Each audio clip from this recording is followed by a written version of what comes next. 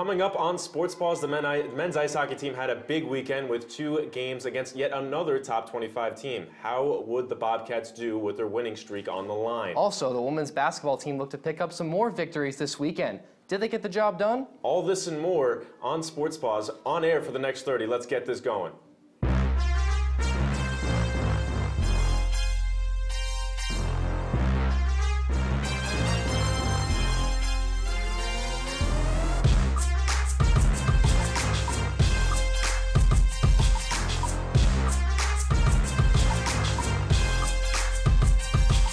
Hello everybody, welcome to the Q30 news station here at Studio 125. Today, you guessed it, we are back here with Sports Paws, the last episode of the semester. Chris, how are you feeling today? Eric, I'm excited. The semester is winding down, and that means winter sports are starting to heat up. It's the best time of the year. We're going to start tonight with some ECAC hockey as the men's ice hockey team had a home-and-home series with Princeton. Let's take a look at the action from Game 1.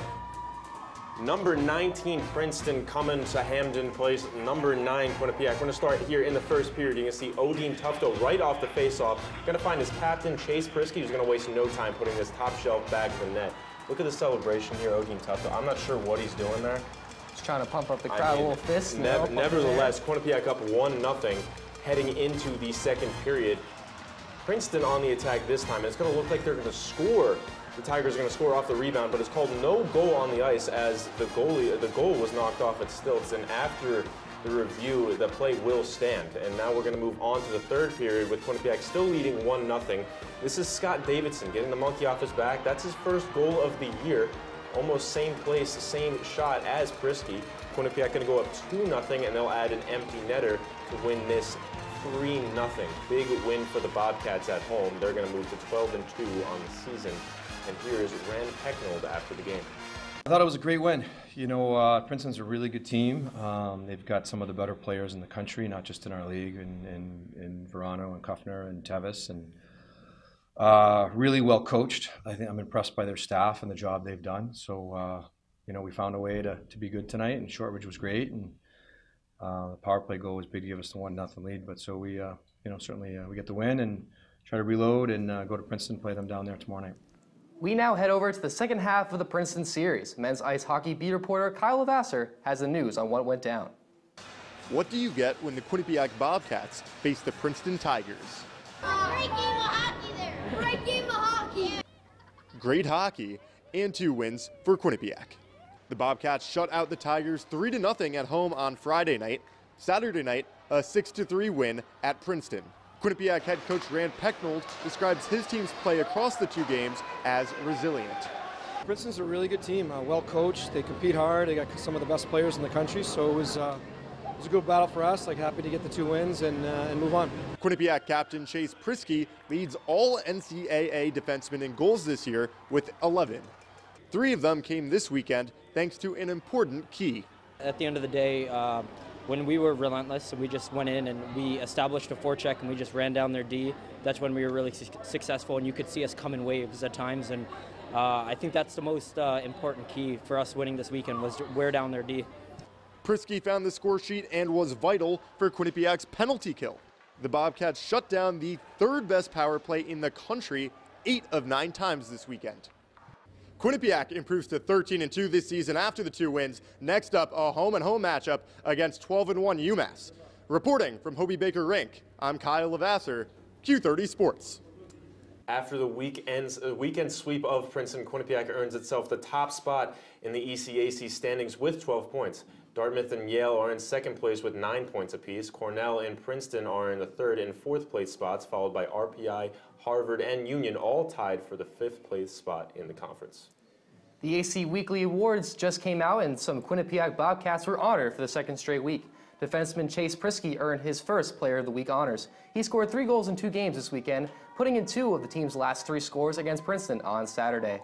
Michael Lombardi was named Rookie of the Week, also his career first. He recorded a goal and an assist in the weekend matches. The latest USCHO.com polls have been released, and Quinnipiac is moving up once again.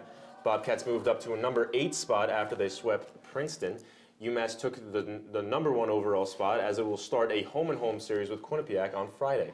St. Cloud State, Minnesota Duluth, and Notre Dame round out the top 5 of the poll. All right, Chris, let's transition from the rink to the court. The women's basketball team competed in an epic matchup with the Harvard Crimson last Friday night. It was a close, competitive match as Quinnipiac only led by 2 in the final 2 seconds of the fourth. Harvard's Madeline Rasser tied the score at 59, hitting a tough contested jumper, sending the game into overtime. In the first overtime, the Bobcats would respond as Jen Fay drained a three-pointer, tying the game at 65, sending the game into another overtime. The Bobcats were able to take charge in overtime number 2, holding the Crimson to just 2 points. Bobcats closest one out. Final score, 72-67. After that double OT win at Harvard, Bobcats finally returned home for their home opener against Central Michigan. The Chippewas took the win over the Bobcats by a score of 67-52. Our beat reporters Shane Dennehy and Josh Silverman have you covered in this edition of The Rebound. It was a 67-52 victory for Central Michigan today over the Quinnipiac Bobcats in Hamden, Connecticut. I'm Josh Silverman. This is Shane Denny. Welcome into The Rebound. Shane, let's start off. Quinnipiac played a really close game with Harvard on Friday night, a game that went into double overtime that Quinnipiac won. Do you think that had any effect on Quinnipiac's poor performance today? We just obviously just talked to head coach Trisha Fabry, and she said it didn't, but you have to think so. You played an extra half, realistically. You played an extra 10 minutes, and just all the emotion, it takes a lot of emotion out of you, and Quinnipiac's using the motto juiced up, and I think they got really juiced up for that game, and obviously getting a double overtime victory against a good Harvard team is definitely difficult to do. Obviously another quick turnaround to come back here, so I think that did have somewhat of an effect on them. And then obviously Central Michigan played a MAC opponent in themselves. They played Iona down on Friday night and just thumped them by almost 50 points. So they got to rest their players. Quinnipiac, on the other hand, had to slug it out against Harvard, so I think that did affect them tonight. The Central Michigan put up 67 points today. They led by 5 at half, and of course, the final score, they did win today. What did they do so well? Really, I thought Presley Hudson really just dominated this game, and Trisha Fabry said that Presley Hudson took over the game heading out of the second quarter because Quinnipiac made a good run of it. They got it to the lead 28-27. Then Presley Hudson took over and gave Central Michigan that lead heading in. And then Trisha Fabry said that Quinnipiac really didn't have that usual fight that they usually have in the third quarter. So I think that's really what Central Michigan did. They really sucked the life out of Quinnipiac. They didn't let them get going on the offensive. And Quinnipiac's really struggled this season getting their shots to fall. So I think that Central Michigan really had good defense and offense, and they were just really the better team against Quinnipiac. One of the big impact players on the Bobcats roster this season includes Erin McClure. She is currently the second leading scorer on the team with 9 points per game and leads the team in rebounds per game with 6.5. In the team's contest against Harvard, she scored 16 points and grabbed 10 boards, earning a double-double. Bobcat Nation welcomes Michaela Morris to the class of 2023 as a member of the women's basketball team. Listed at 6'3", she ranks 18th in her class at the center position. Scouts have reported she is a strong rebounder, a solid low-post scorer, and is able to stretch the defense with solid shooting touch from the perimeter. It's time for a quick break, Eric. And when we come back, the women's hockey team also had a home-and-home series with the Princeton Tigers. We'll see if they can pull off the same result as the men's team. And the men's basketball team played some tough out-of-conference teams on the road. We got the highlights. Sports Paws rolls on after this.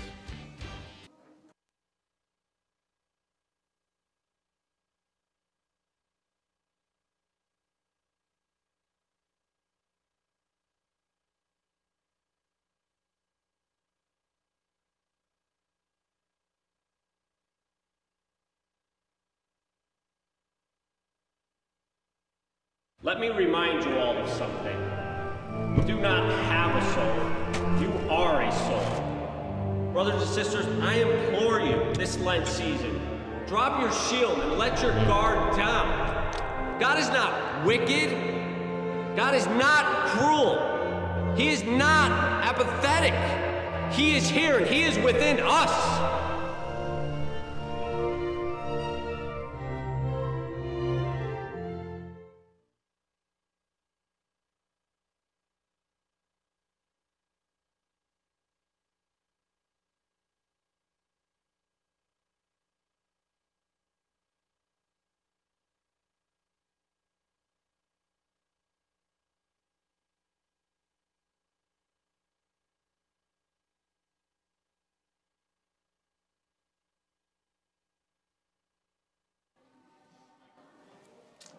Welcome back to Sports Paws. Let's begin part 2 of the show with the women's hockey team with its home-and-home series against Princeton. Game 1 was at Hobie Baker Arena at Princeton. The game was close, but number 10 Princeton came out on top by a score of 3-2. Princeton's goals came from Maggie Connors in the first period, followed by 2 more goals by Claire Thompson in the third. The two Bobcats who scored were Kenzie Lancaster and Brooke Bonstein, both in the third period. Now on to game 2 in the series. This time we got the highlights for you. Will the Bobcats rebound on their own ice? Let's take a look. And here we go. Now this is game 2 action. Princeton-Quinnipiac, this time at the People's United Center. We take you to the first period here. Got some good goals early for you. Zoe Boyd scores her first collegiate goal on the power play here. Nice slap shot from way downtown. And celebrating with her teammates there right there as well. Quinnipiac takes an early 1-0 lead. We now move on a little later in the second period. Sarah Fillier of the Princeton Tigers makes her way past the goalie Abby Ives and into the net. Princeton tying the game at 1. They later go on to take a 2-1 lead right in the period. We jump to the second now.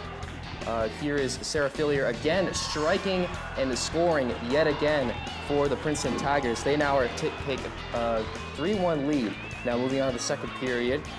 Princeton will score another shot off a Carly Bullock block, and Kate McKenzie makes it all the way down and scores, you guessed it, another goal for the Princeton Tigers, taking a 4-1 lead. So now jumping into the third period, Quinnipiac just simply can't find a way to score. They're trying to work it around here, but just great defense by the Tigers and great save there by the team. Princeton will celebrate together as they celebrate their victory, winning 4-1 as your final. After the sweep by the Tigers, let's take a look at where the Bobcats are in the ECAC standings now. Quinnipiac is tied for 5th place with Harvard with 7 points. Princeton is in the first place spot after the sweep of the Bobcats, followed by Cornell, which is only 1 point behind the Tigers. And then there's Colgate and St. Lawrence that round out the rest of the top 5 in the ECAC. Let's go back over to the hardwood for some men's basketball, where they were on the road for some tough out-of-conference action this past week. Let's start at UMass. I have the highlights here.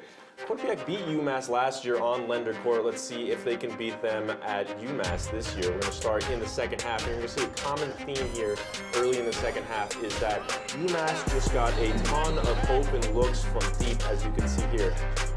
3 after 3. It's just no gold jerseys in sight. It's like they're in practice right now, Eric. Exactly. They're going through the motions. And one more right here, you're just going to see all the time in the world.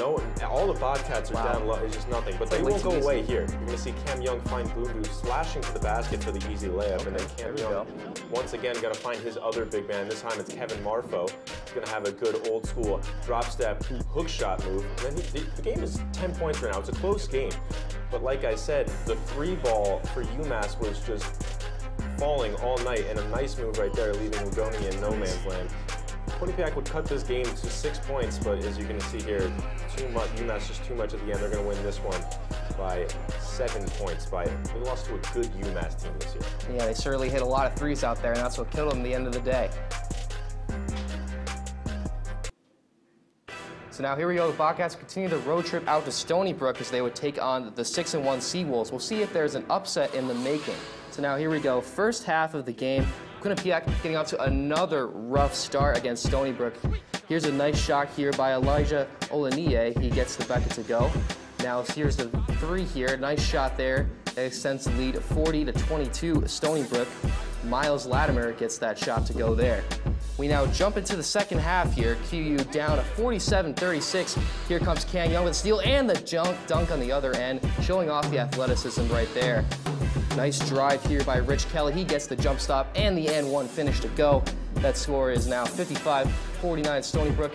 Pass up, nice play there as Rich Kelly lobbing out to the alley-oop finish for Cam Young, 58-53. The score is actually only a 2-point difference here, Chris, 61-59, but a great move there by Stony Brook inside, followed by a great rebound here. Andrew Garcia puts it back up and in for the team.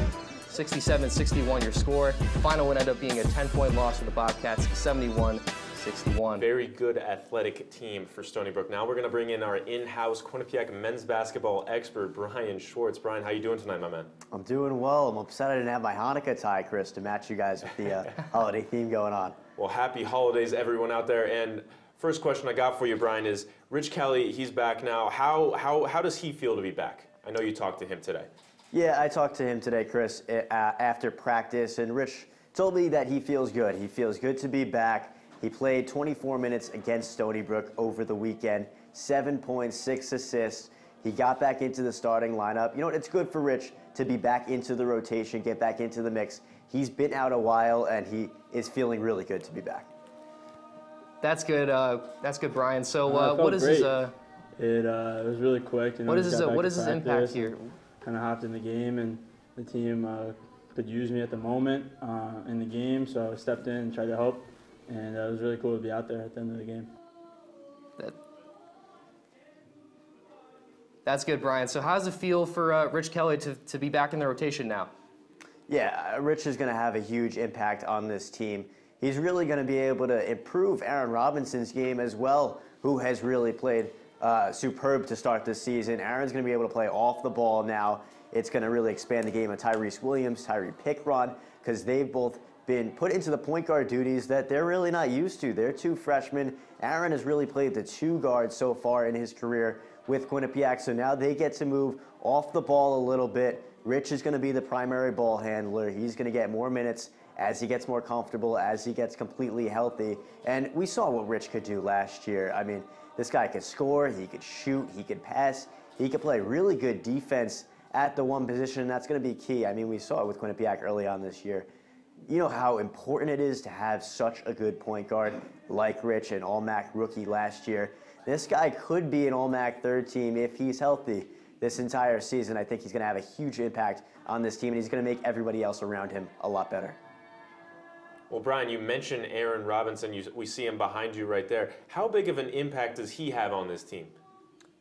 Aaron has a huge impact on this team, Chris, and I think it also, just like I said, it's going to get a lot better with Rich coming back. Aaron told me today he feels more comfortable playing the two, off the ball a little bit, and I think now it's going to expand his three-point play because he's going to be able to shoot a lot more rather than handling the ball, which he's not as comfortable with. But now he's going to really expand his game.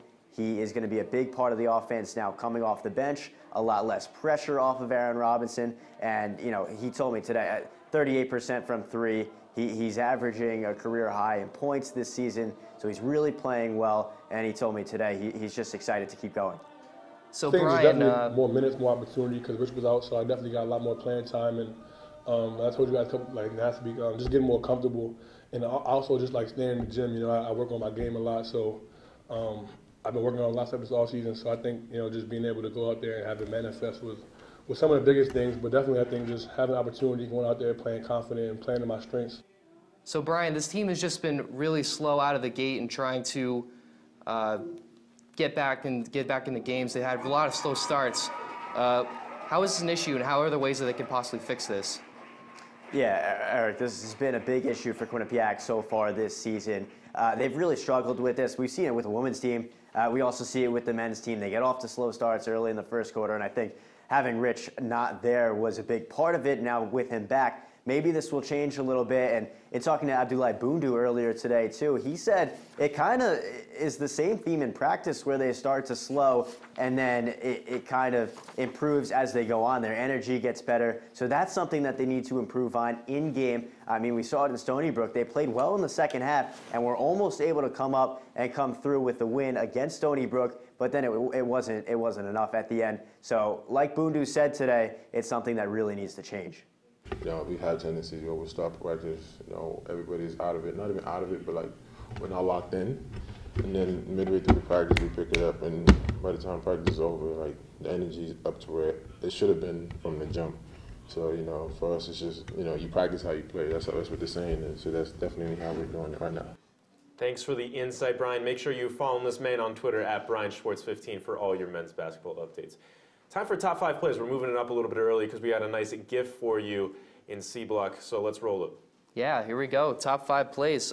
Which one do you want to start? I will take the odds. You can take the losers. All right, sounds good. Start off number 5. On the hardwood, you can see Rich Kelly throwing up the alley-oop to Cam Young. A nice finish, athletic finish, twisting in midair. We'll see more from this game later. Yes, and here we go. Now play number 4, Kali Bullock getting through the defense. Her shot was saved, but Carly Lundy is able to put it in for the Princeton Tigers. Quinnipiac would go on to lose this game 4-1. You saw it earlier. It led the show. Odin Tufto off the faceoff, going to find his captain sniping the top shelf there. Still don't know what he was trying to do with the celebration there, but Quinnipiac wins this one 3-0. Yeah, looks like we'll never figure that out. Now on to play number 2. Here is Cam Young. You guys saw this earlier too with the steal, going all the way down for the jam, as now Quinnipiac would still go on to lose that game to Stony Brook 71-61. You're down 3 in overtime. Who are you going to give the ball to? Of course, you're going to give it to Jen Fay. She's going to knock it down, force double overtime, and they're going to go on. Quinnipiac women's basketball is going to go on to win in double overtime at 72-76. All right, I think it's time for another break, Chris.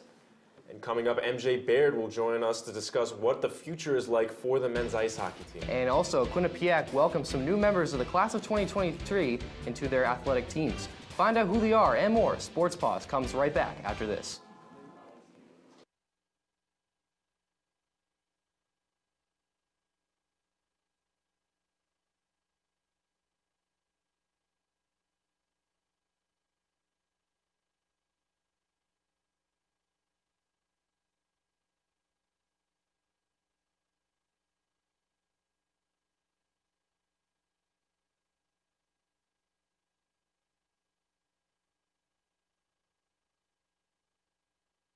Let me remind you all of something. You do not have a soul. You are a soul. Brothers and sisters, I implore you this Lent season, drop your shield and let your guard down. God is not wicked. God is not cruel. He is not apathetic. He is here and He is within us.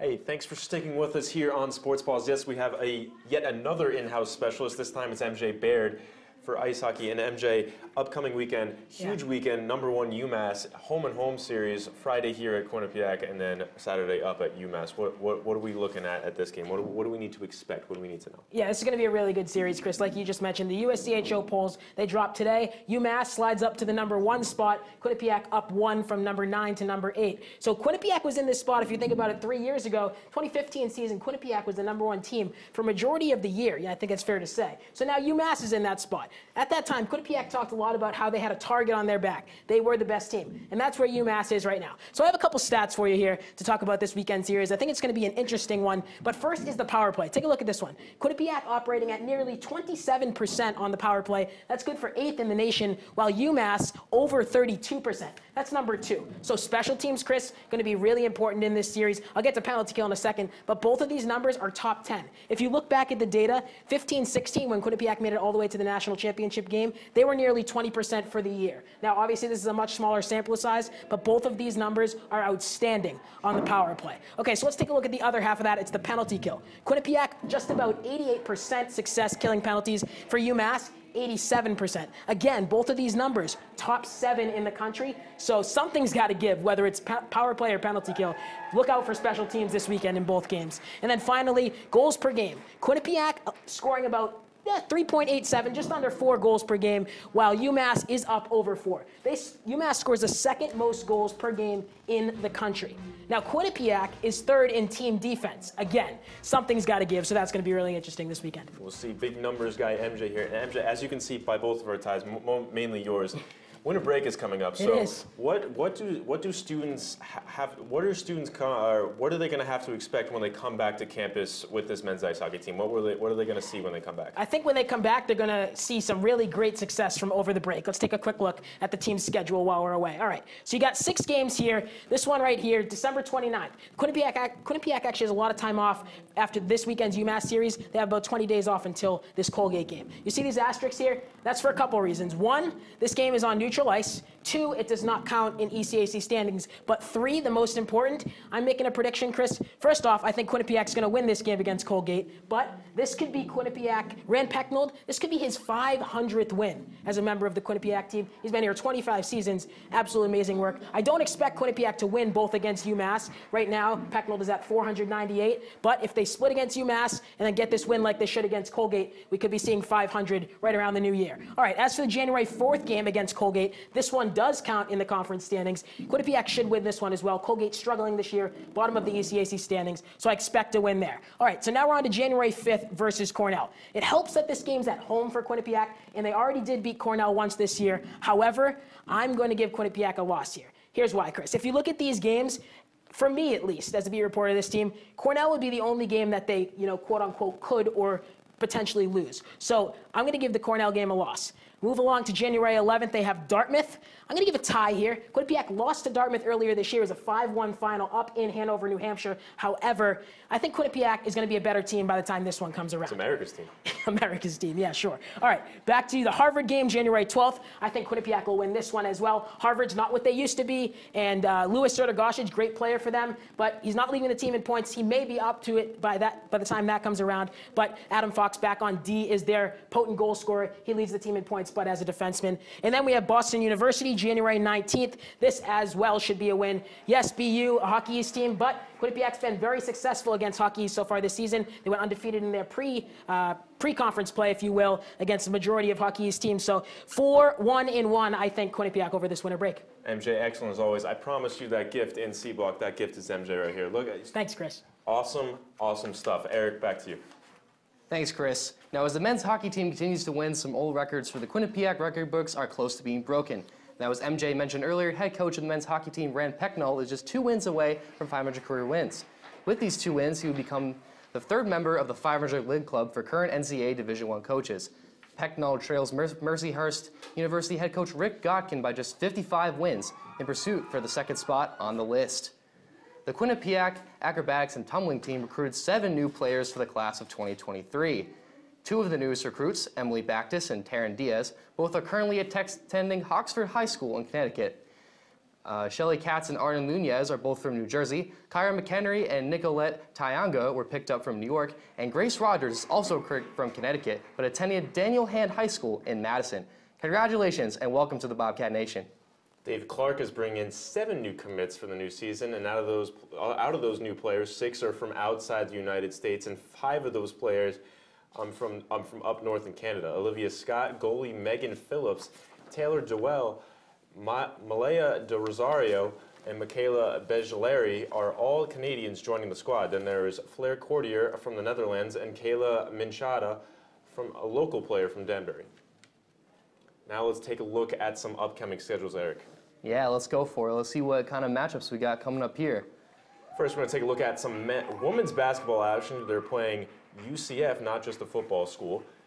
That is in Florida. And then MAC play is going to start up at Poughkeepsie. Ooh, wow. Which game are you looking forward to the most? I'm really looking forward to that Marist game because, as you know, that's the first MAC game of the year for the women's basketball team. So that'll be a big one to see how well our team stacks up in the conference this year. Those were the 2 teams that were picked. They were battling out last year for the MAC. Quinnipiac came out top. Now let's take a look at some men's basketball preview. MAC Hoops once again, hashtag MAC Hoops.